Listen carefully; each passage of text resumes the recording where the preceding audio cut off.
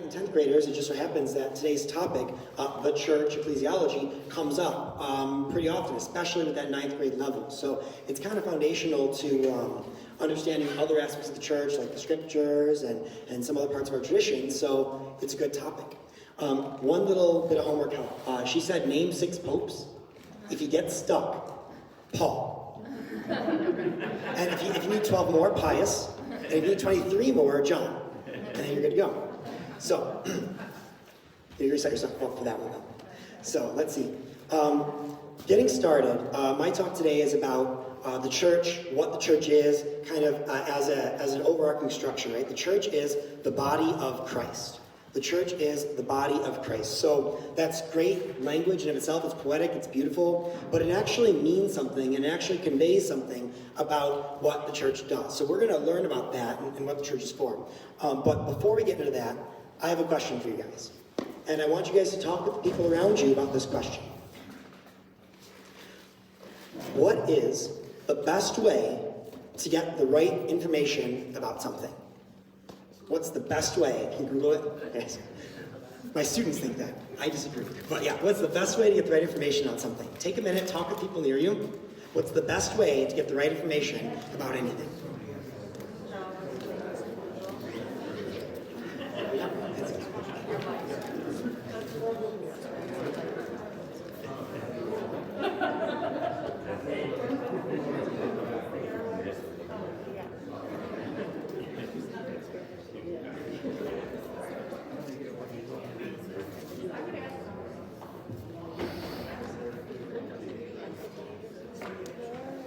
All right, do we have any ideas? What do we think? Yes, sir. Ask the person directly. Ask the person directly, yeah. Is that a lot of people came up with? Go to the source, right? Go to the source, okay? And so Google works if you follow it to the source, right? So a lot of times that's the first step of getting that source. But I would agree. So if we want to know about Jesus, what he says, what he does, who he was, how he acts, his approach to things, who should we go to? I heard the Bible and I heard the church, and yes, because those things both are Jesus, right? The Word of God, Jesus is the Word of God. So the revelation in Scripture is of Jesus, and the church is the body of Christ. Jesus is present in the body, right? So, very good. You go to the church, you go to the Scriptures to understand that. So, this all said, God shared with us truths, right? He shared with us things that are necessary for us to understand his salvation, right? Even if we don't understand them, it still works. The truth of God, his salvation works for us, but for us to understand what's happening, certain truths are necessary, right? These truths are called public revelation, and specifically they're kind of divine revelation. Revelation from God to us, right? God is sharing himself with us. That's what revelation is, right? God's gift of himself to us for our benefit. So, when God gives us this, we want to get it right. We want to make sure we understand it correctly. In a perfect world, we would understand it perfectly. In the Garden of Eden, Adam and Eve, no qualms. God says something, they understand it. In theory, they made some choices. But the idea is that for us, though, we hear it, but we hear it through a muddle, right? We're not hearing it directly from the source. The connection is a little fuzzy. Original sin, concupiscence, just the difficulties of daily life, busyness gets in the way, and the message from God comes through a little fuzzy, unclear, and maybe we think we get it. I was inviting a family friend to my wedding a few years ago, and Leonard fought in World War II. He actually passed away earlier this year, God rest his soul, but he was in his 90s. And I was given directions from Pinckney here. When you get to 696, go straight, then turn right, go west onto 94, right? 94 west. He said, got it. 94 left. No. 94 west. Got it. West, left. No. You got to go right. Right. Turn right to go left. No. It was just muddled, and it kept happening, right? So there was a connection problem, right? That's us sometimes. So we need to get the source right. And the hard part is, as great as it is to look at the scriptures and try to do our best to understand it, look at Christianity. There are something like, near 40,000 different denominations of Christianity. most of them located within the United States, most of them new within the last 20 or so years. Right? When I was in high school, I think the stat was 16,000 denominations. It keeps growing. So clearly, well-intentioned Christians can do their best, but sometimes we fall short of getting a precise answer that everyone can agree on. So, to exercise that, let's take a look at another question. I have a sentence for you. I want you guys to figure out, you can do it in groups or on your own, however you want to do that, how many different meanings this sentence can have. How many meanings can this sentence have?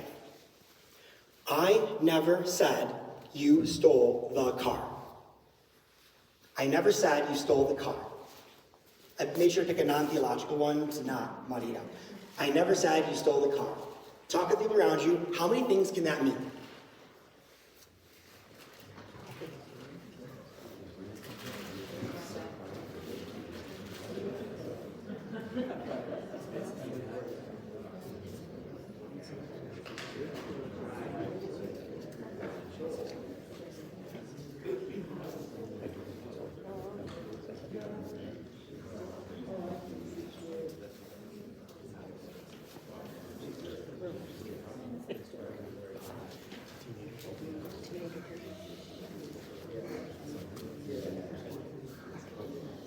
You got it. All right. Let's see. What do we think? How many, or even what are some possible interpretations it could mean? There's multiple. Multiple, right? What's one example? I never said you stole the car, but somebody else could have said it. And what prompted that response? Right, exactly. So. Exactly, yeah. Yeah, he said, I never said. He emphasized I, right? I never said it. Someone else said it, right? You could also have, what else could you have? I never said you stole the car, so someone else did. Yeah, I never said you stole the car. I said a gal with hair this long and sunglasses and the boots stole the car. And she went that way and she looks like you, right? Yeah, you could use any number of ways. You can get as many answers as you want. My students do this, and sometimes they find you can even do it as a question. I never said you stole the car. Right? They can turn even more. So there's at least an answer for every single one. Now, this is all a sentence said in modern English, in an American context, in a very specific community. We're all from this area, and you can find at least 7 answers. Now, what if you make this a statement that is understood by hundreds of cultures in multiple continents over 2,000 years, with all sorts of background starting points with their understandings of how the world works, and then languages? Wouldn't it be nice to have a final word somewhere where the buck stops? That's what the church can do. And that's called the church's magisterial authority, the magisterium of the church. What that means is that's the teaching authority of the church. And we see it in scriptures. From the Gospel of Matthew,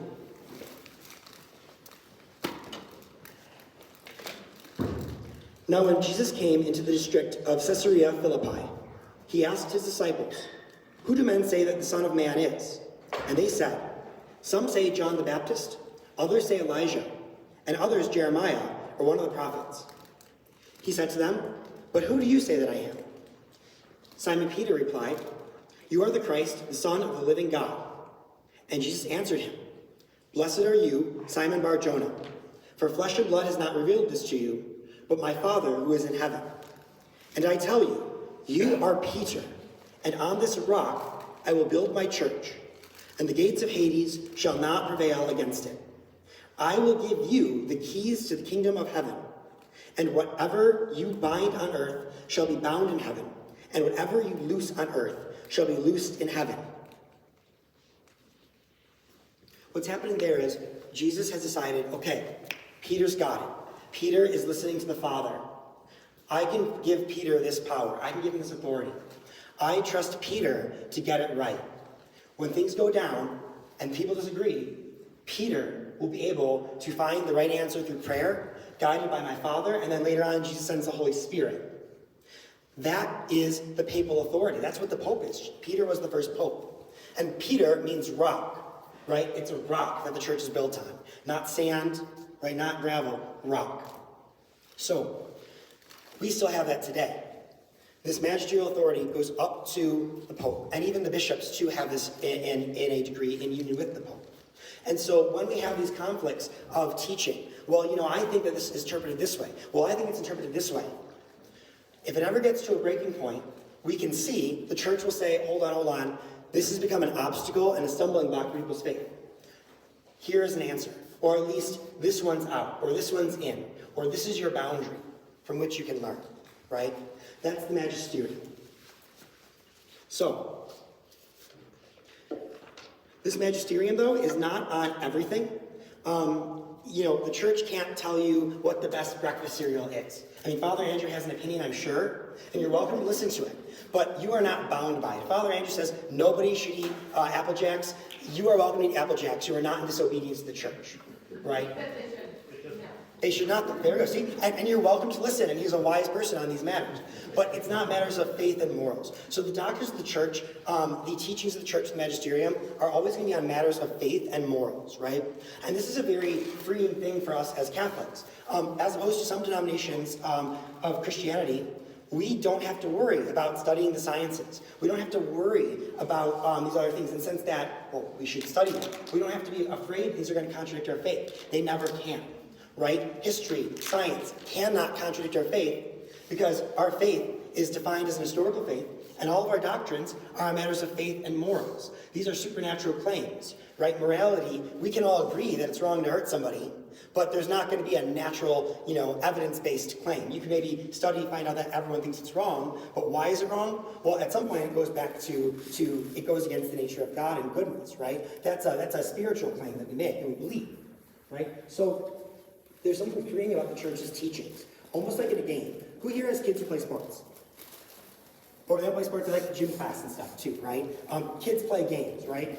If you put kids in a gym and gave them a large ball and a small ball, and there was a hoop down and a volleyball net up, and you didn't tell them how to play any game, you could bet in 30 minutes they would have invented a new game to play with the hoop and the net and the two balls. They would have found some way to do it because rules actually enhance goodness, right? Rules are good for us. We need rules. We need guidelines, right?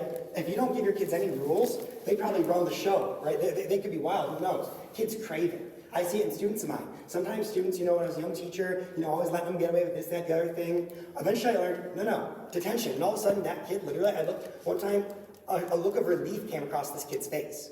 They were so happy to have found a boundary, right? That's why people like sports. When you play sports, there's a rule, right? In basketball, you have to dribble. You can't just pick it up and run across, I don't know follow basketball. Maybe they do it, but they're not supposed to, right? Right, exactly. So, you have to shoot it through the net. Otherwise, it's stupid if you can just make up the rules as you go. It's good to have a solid basis. And the church does that. And the church's rules, people sometimes have an assumption. These rules are binding. They're not binding, they're guarding, right? The rules of the church are not handcuffs on you and on your beliefs. They are wrist guards, right? If your kid is trying to skateboard, it's terrifying, I know. But if they're trying to skateboard, you probably want them to have wrist guards on, right? It's actually allowing them to. When I was growing up, you are not allowed to get in the skateboard unless your wrist guards are on. I didn't like the wrist guards, but I realized the wrist guards let me do skateboarding. If I didn't have the wrist guards, I couldn't skateboard. So in the same way, if we want to know God better and learn to love God and navigate this messy, complicated, good world that God made, sometimes it's good to have wrist guards, that safety measure, those church teachings. Okay. I got keys up here. And then the end of this, though, is, I have one more kind of thought to give you guys. Your kids are between, 5 and 12 is right now where these are, Mrs. Haas? Give or take 5 and 12 or so. So some of them pretty close to being teens, and honestly, those 10, 11-year-olds, maybe even the 9-year-olds, you know better than I do, might already be asking a lot of those questions, a lot of those whys. Not the toddler why, I just want to hear what you have to say, but the tween and teen why. I don't buy that. Really prove it to me. You might be starting to get that. And as you get that, what you're going to find is, there's a lot of things that kids are going to not like. They're going to hear something, and the first thing, they're going to make a judgment. No, that's stupid. I don't like that rule. Why is the church like that? Why is the church like this? And maybe you find that with yourself, too. There's a lot of people who have a lot of disagreement with a lot of church teachings. So what do you do about that? Whether it's your kids or yourself. If you struggle with church teaching, I'm here to say that work through the struggle. Like don't beat yourself for it. You're not kicked out of the church because you struggle, right? Struggling with something is very good, right? I tell that to high schoolers a lot. A lot of them are very concerned, like, well, what if I don't believe in God? Does that mean I go to hell? Well, first of all, if you don't believe in God, why do you go to hell? No. But second of all, in the sense of like, first of all, never tell high schoolers they go to hell, right? But there's an idea of, well, are you trying? Like at some point, we know faith is a gift. It's a gift, right? We are given faith. But also there's an intellectual side of that too, right? There's belief, like you trust God in your heart, you know who he is, he loves you, he's there for you. But there's also like knowing he exists, right? My grandma was a wonderful lady. She passed away about 5 years ago. You could assume she exists because I exist, therefore I have a grandma. Logical argument, right? I don't necessarily need that logical argument of her existence to know she exists. I knew her personally, right? I don't need an argument for God's existence intellectually. Just like that, I know God. I don't need an argument for my grandma's existence intellectually, nor do you guys really, right? But if you want it, it's there. People struggle sometimes with the intellectual. This rule, I get they're saying it, but I don't buy it. It hasn't clicked yet. Well, sometimes that's okay because you don't always choose what you think. G.K. Chesterton said, a person who thinks they are wrong is insane. That's the definition of insanity. Someone can be wrong and very sane, but no one's like, I am wrong. Like this is, that's not how the brain works. If you do that, go get some help, like you need it. But realistically, you think you're right. And if you don't know, you think you don't know, but you're not certain for a reason. So at the end of the day with this, what I'm saying is, you can't necessarily make yourself believe, but you can choose how you respond to truth from the church, right? So I would offer that the way to respond from truth to the church, whether you agree or disagree, is respect, is charity, is humility that Christ offers, right? Jesus talks to a lot of people who don't agree with him. And he talks kindly with a lot of people who don't agree with him. He doesn't insist that they have all the answers right away. He also doesn't shirk from the truth. He never says, well, it doesn't really matter. No, it matters. But he also knows that relationship comes first, right? People learn through relationship. People grow through knowing each other. You know, with your kids too, right? If you say something to your kids and they don't believe you, your response is probably, how do I change my demeanor, what I said, how I said, or back up to my action? Then they'll believe you, right? Then they'll believe you, right? You have to back it up. So in the same sense, take the time, let the church back it up. If you have an issue with the teaching, maybe it hurt someone in your family, I'm sure everyone has a story going back. I have stories from the 40s of why people in my family aren't Christian because of how people treated people back, before, decades before I was even born, right? And it still affects people today. But you know what? There's a story there. Let's work through it, right? Let's learn to put aside some of those pains and let's sort of look at what is the teaching, where does it come from? Because at the end of the day, the church, whether you agree or disagree, has been teaching these things for 2,000 years through an unbroken line of tradition. And sometimes things get more nuanced. And sometimes the leadership is very consistent with the message. Sometimes there's a lot of hypocrisy, and it ebbs and flows. It's a human institution made up of humans hopefully doing their best, just like any other existence, right? So when you have a church teaching that you struggle with, or your kids do, say, let's go to the source. Let's open up the catechism. Let's go to the scriptures. Let's call up Father Andrew. He's pretty smart, I hear. He says no, but you know what? I'm not on that board getting dressed investments, so there's something for that, okay? So the idea is, have those conversations, and also be willing, if your kids, let's say you're on fire and you've got it all figured out, and your kids start to question, don't get defensive on the church. The truth is like a lion. It doesn't need anyone to defend it, right? It knows how to defend itself, but be there alongside of it so your kids see that consistency, right? I am with the church. And yeah, it can be confusing sometimes. It can be hard. And these things are difficult based on who knows what. But I'm sticking with it because of trust, because of humility, because it's worth taking the time to do that homework, to do that research, to learn that answer. And also give the benefit of the doubt. And the reality is, my last little bit here, at the end of the day, the biggest indicator of a kid's spiritual life is their parents. Generally speaking, you get what you are.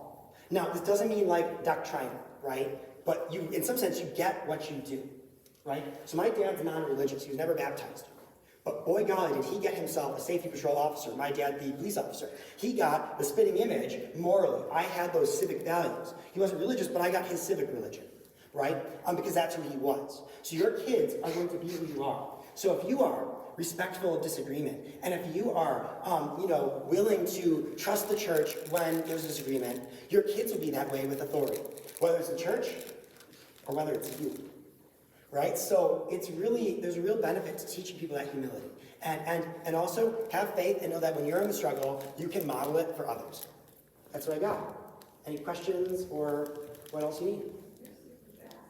Well, I wasn't sure if I was running too far. You said 12:05. It's 20 minutes for, you guys have questions and whatnot? Or? Yeah, so let's do some. Cool. Sounds good. Does anyone have questions on this? I know a thing or two I've been told. Well, what is the best cereal? Dr. Andrew asked. Honestly, the best cereal is oatmeal. Hot cereal. Hot cereal is the best cereal. Some brown sugar.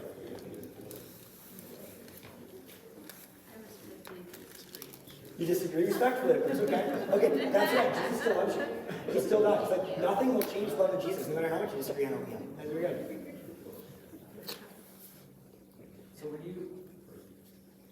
So how do you break down to like kids when because they look at it from, oh, I don't see it, so how do I believe it? Because I can see my Hot Wheels, so I know it's there. And like what you made reference to, I know my grandma, so I know she's there. Right. Then how do I get to the point of, well, God's there, or Jesus is there, or the Holy Spirit is there with a child that they don't see it? I think part of it is definitely patience, because there's like a psychological effect. I did my thesis research at Sacred Heart Major Seminary. My theology degree was focused on spirituality, focusing on adolescence and anxiety. And so I did a lot of development theory with that. And there's these different stages, some psychologists postulate, of faith formation, right? Faith is even, in some sense, a psychological thing. So just like if you try to teach algebra to a 3-year-old or a 10-year-old, well, 10 probably, maybe getting there, maybe a 7-year-old, they're not going to get it because they can't do that kind of conceptualization, right? Just like, a little child doesn't have object permanence, right? People who stop being fun, once you know that they still exist, right? It's fun because, they're gone. Oh, and they're back. Whoa. It's like a magic trick, right? But there's a development thing. And so the faith, God can always give that wisdom a little earlier and manipulate with that a little bit. But there is a developmental change. And so, kind of the grade school kids usually, that 5 to 12, these ranges are fuzzy, can often be in very much what's called a narrative faith. Their faith is a story. Their faith is a story, right? That's why, Noah and the flood, right? Adam and Eve in the garden, right? Moses and the Israelites. These things help convey moral lessons through this story. But they start to wonder when they start to shift to being, adolescents. Adolescence faith is based on relationship, right? Relationship with their parents, relationship with their peers. Their connection to God is to the people around them. So that's when they start to wonder, wait a second, do I know God? Do I really know him? Is he really there? Is he like Santa? And actually, that's a big thing. A lot of people's theology of God is Santa. He knows when you're sleeping, he knows when you're awake, he knows when bad or good. Right? That's a lot of people's take in America and just in Christianity in general on God. And it's hard because God's more than that, So I would say patience through the questions. And when you have questions, go through it with kids too. But also understand that, make sure I say this right. There's something to be said for I don't know, let's find out. And there's something to be said for, well, why can't someone exist that you can't see? Why can't something you can't see have an impact on your life, right? If the assumption is something has to be visible to be real, let's ask our kids, why is that?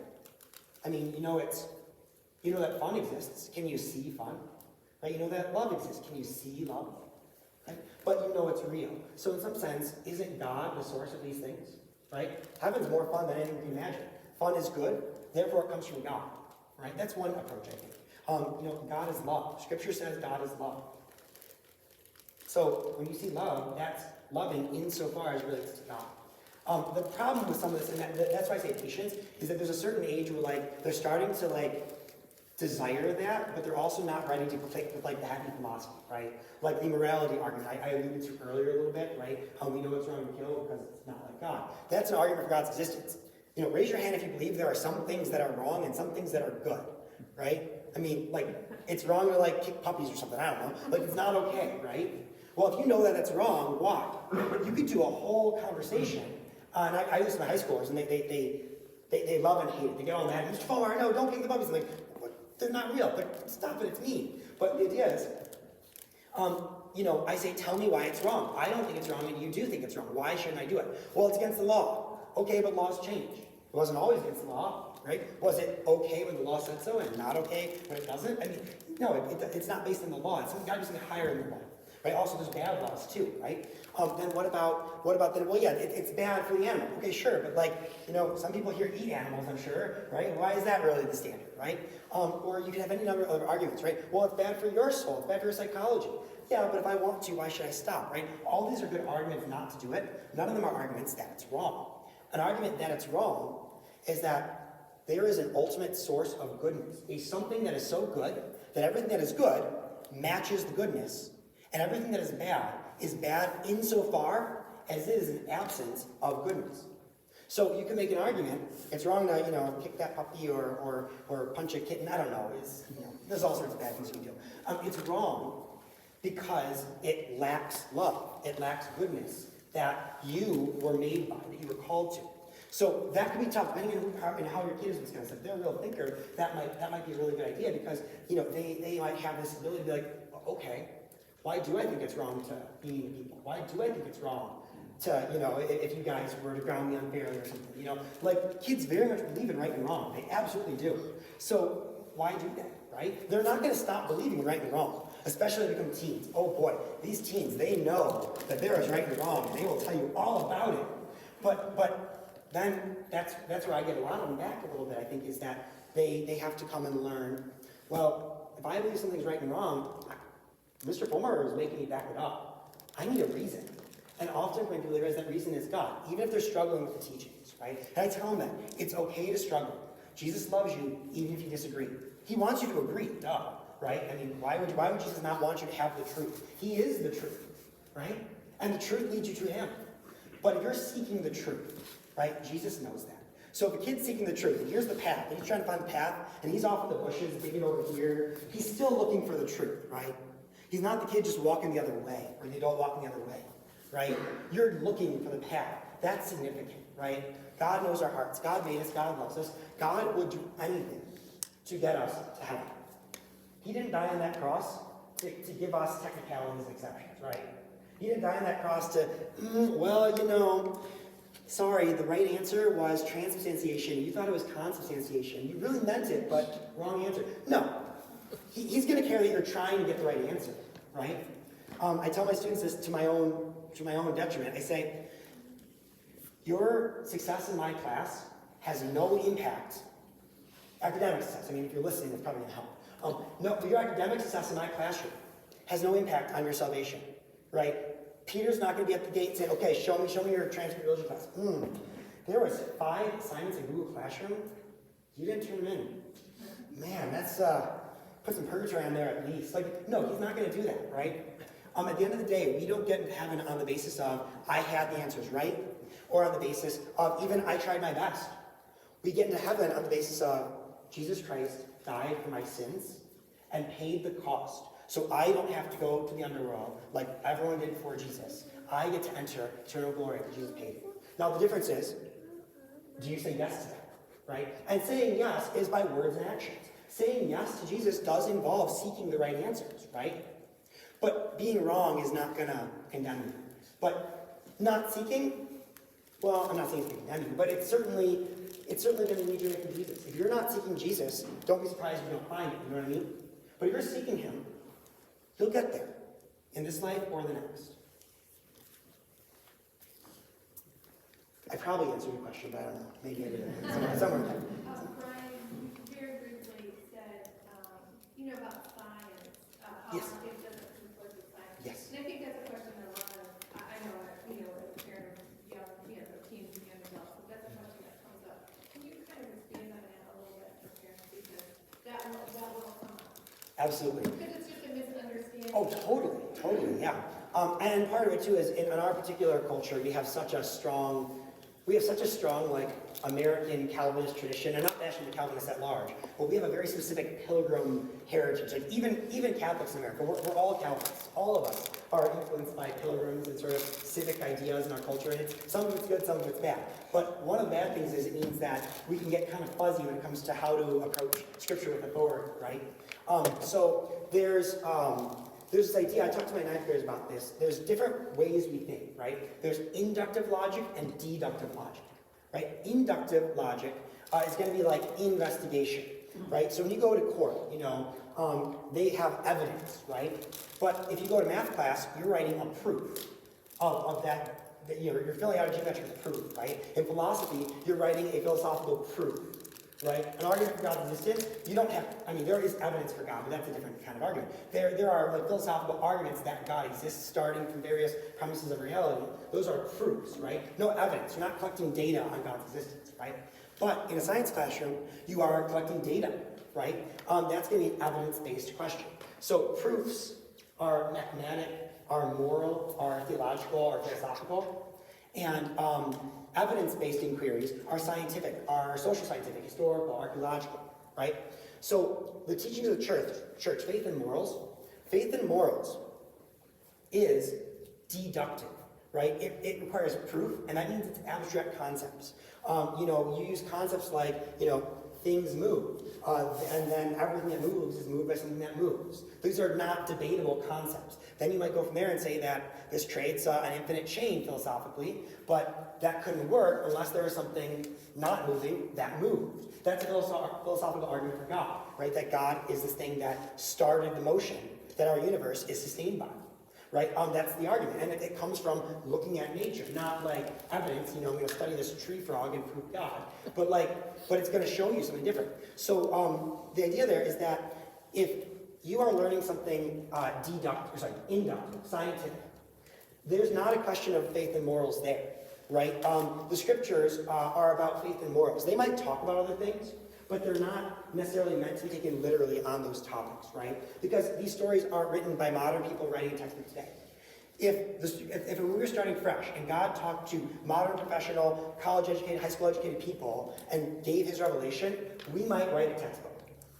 Thank God he didn't come to us first. Instead, we get poetry and myth, not fake story, but myth, as in symbolic language that teaches deeper truths, right? So an example of this is that Adam and Eve, that story, they're actually just the man and the woman. Adam and Eve happens like a couple of chapters later, but the Adam and Eve stories in the Garden of Eden, the creation. It's not God made you out of clay, and then depending on the first or second story, God made the woman out of the clay, or he made the woman out of the rib, right? Because there's two accounts. The first two chapters of the Bible show you can't take it 100% literally, because they have two different stories. The fact there's two creation accounts means they're pushing some stuff together. But the idea is clay. Clay is matter. Clay is body, right? We are made out of bodies, like the animals, like the plants, like the minerals, like the elements. We're also, God breathes his life into us through the nostrils, right? He, close special effect, into your nostrils, right? To breathe that life into you, right? That ruah in Genesis. And when that happens, now you are body and soul, or body and soul. The only thing that exists that's body and soul is people, right? Oh, sorry, humans, we should say, right? Because the angels are persons. They have a soul, but no body. The animals and the plants and minerals, they have a body. They're things, right? This chair is embodied. It's a thing, but it's not a person. It doesn't have a soul, right? So that what Genesis is teaching there is not you are made out of clay that God breathed into. No, it's teaching you are body, you are soul. That's a philosophical claim. We are claiming we are made of matter, as opposed to various heresies that said that our bodies are just a vessel and you don't have to worry about them. Mistreat them. That's totally fine. It's just a vessel. No, take care of it. It's you. It's good, right? So there's that kind of stuff. So the evolution specifically is the really controversial one. That's because of American culture and because of fundamentalism, which fundamentalism started in the U.S. South. It started elsewhere too, but in America it really grew out of this idea of people were trying to explain away all the miracles of the Bible. And it's good to study the Bible, and it's good to understand things in light of context. But what happened was some folks started going too far and starting to write things off, assume things that weren't miraculous, right? Well, did Jesus really feed 5,000, or did they all just share with him? Well, no, he fed 5,000. They were hungry, right? It says they were hungry. They didn't have food, right? If they had food, they would all eat it, right? So Then the reaction, though, was there's a few things that must be believed. Jesus Christ rose from the dead. You know, bread and fishes, right? Multiplied the loaves and fishes, right? A few others, right? These are fundamentals, what the fundamentalists originally were. But then that grew into being an interpretation of the Bible, word for word, right? And that gets messy real fast, because it wasn't made that way. Now, some parts are. The Gospels are written in a more word-for-word way. But the first 11 chapters of Genesis are very much not. That's when we get, a bunch of names, but they're all symbolic, right? We have names of people, and they're living 900 years, and then they're having a bajillion kids, and you're just seeing all these different things that, they weren't, the story wasn't emphasizing some sort of literal truth, right? I mean, think of Cain and Abel, right? You got, at first, if you take it literally, you got Adam and Eve, then you got Cain and Abel, and then Cain kills Abel. Well, shucks. Now, the Bible does say Adam and Eve had many other sons and daughters. But then it also says Cain left and wandered in the land of Nod, and he married someone there, right? Well, who did he marry? I thought there was only the one family. Well, which story are you looking at, right? These things are not to say that you can't listen to the Bible, but it means read the genre. I tell my students, when you watch a movie, right? When you watch, Homeward Bound, okay? Everybody knows Homeward Bound, right? You don't come away from that movie going, that movie was so dumb, it's not true. Dogs don't talk. Of course dogs don't talk. The point of the movie was not dogs talk. The point of the movie was the great story of adventure, and that they went through all these trials and they stuck together and their family loves them. That was the point of the story, right? Little Red Riding Hood. The point of the story is not the wolf talks or that there's shapeshifters or something out there. No, the point of the story is don't talk to strangers, right? Trust your instincts. If you have that gut instinct, grandma doesn't seem like grandma today. Don't be talked out of that, right? Don't let them gaslight you, okay? Don't get, don't let creepers be creepers, right? These are the lessons of the story, right? So, no one says, oh, Little Riding Hood's unbelievable, right? No, it's got real truth to it, right? But the scriptures do that too, and it can be a little more muddled because there is some historical lineage involved, right? But example, Adam and Eve, those names mean man and woman, right? And Adam is a play on words. It's a play on words of earth, right? I don't know the exact Hebrew, but basically it's Adama and Adam. So man, made out of the earth, he's man, he's earth, it's a thing, right? We do that all the time in the scriptures, right? Ruah is Hebrew for breath. It's also Hebrew for spirit, for wind, for life even. I tell my students this too. English has 150,000 words, right? Hebrew has 8,000. That means that, someone can do the math, I'm not a math person, but if you do the math, I think it's probably probably 7-8 times as much power for each word. Those words got a whole duty. People still communicate the same amount in any culture, but if you have less words, those words are pulling double duty, right? And Jesus does it all the time, right? Born again from water and spirit. In John means a few different things, right? He's playing on words, born again. Born again means carried. Born again means birth. Born again on what? There's all sorts of fun stuff you get out of this playful language, right? So when it comes to evolution and stuff, it's just helping your kids transition from the stories are literal, which is what they're assuming, to a place where they can understand the stories are true about something that matters deeply for my faith, my morality, and my God. Does that kind of make sense? It does make sense. The only other thing I wanted to sort of address, because that was wonderful, is how this is a common phrase. I don't believe in God because I believe in God. Yeah. So how do you sort of knit that one together? That's a silly phrase. Silly phrase for silly thinking. Science is study of God's world, right? Science is study of the physical universe. We believe God exists outside of space and time. If God were Santa, living at some North Pole or some place in the universe, behind the moon or something like that, yes, you could use science to just prove that because you could observe it, call it a day. God exists as the creator of all physical things. By definition, if you're doing science, you have to be able to do an experiment. You have to take that experiment and you have to be able to replicate it. You have to be able to define it. You have to be able to follow certain steps for it to be science. Science isn't just cool facts about the world. Science is a method and a practice and a skill. So that method, practice, and skill only talks about things in this universe, by definition. And so I just want to, God's not in this universe, yeah. Right, and so I get that. But I think that sometimes people think that faith and science are contradict one another. And in the history of our church, of course, our church values grace. We funded it. We kind of created it. Yeah. So, I mean, so those are some of the modern, I see that all the time. Yeah. I would say this, if someone really pushed it, I'd say, you know what, find the scientific experiment that disproves it. Because you can find scientific experiments, and they're replicating them all the time. Scholars at universities are doing experiments on all sorts of scientific experimental things. No one's experimenting, does God exist? Because it's not relevant. Any scientist who knows what they're doing is not going to experiment on the idea, does God exist? Because it's like saying, is killing wrong? You can't do an experiment that says it. You can say a lot of people believe it, but you can't say that it's wrong because like the evidence, right? 2 + 2 = 4. Not scientific, right? It's true. It's not scientific. You don't like go and find a little family of 2s living under a rock somewhere and then like study them and find that they create 4s. So that's kind of where I go with it. Yes. Yes, go for it. Yeah. Just counter on to that a little bit. Sure. This question. All right, so this whole faith and science thing.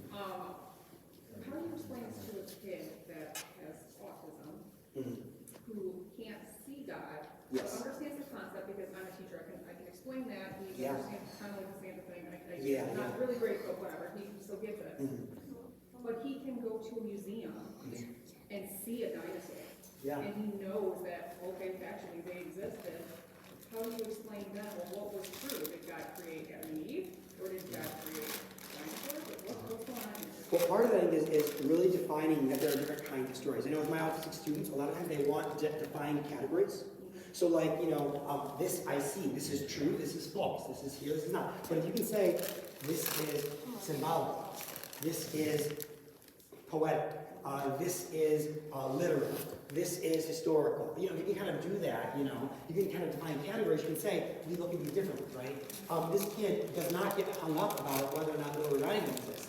But they probably do get the message, it's dangerous, not strangers. They may never have met a stranger it's dangerous to talk to, but they can still believe them, right? They may never have killed or seen someone that's killed, but they know killing is wrong, right? So there are things, just objectively learn, there are things that are true that I haven't physically seen. That might be one starting point. The other thing where I go with my students, I say, some of our greatest saints, we don't know for certain, but some of our greatest saints are very likely autistic. Imagine a saint that categorized every single thing he could possibly know about about the church, about life, or whatever. St. Thomas Aquinas. He wrote 5 arguments for God's existence. He disproved 3 others as bad arguments, and he made better ones, right? He categorized every single thing in what's supposed to be an introductory text for the faith, and it's the most regimented, systemic thing that shaped our theology for the last 500 years. And honestly, many scholars think that he was autistic. And that might have been a gift that contributed to his ability. That analytical thinking is very hyper-present in the church's medieval theology. So it's called scholasticism. That would be my best bet. It's kind of like point a kid that way and see if that kid can look at Aquinas even. Because if they're thinking that way, no one says that you can't read that kind of stuff, or she can't read that kind of stuff. That's my best bet. But it's definitely a patient thing too. Okay. Cool. Thank you guys so much for your time. I appreciate it. Thank you, Ryan. So grateful. The kids are going to be.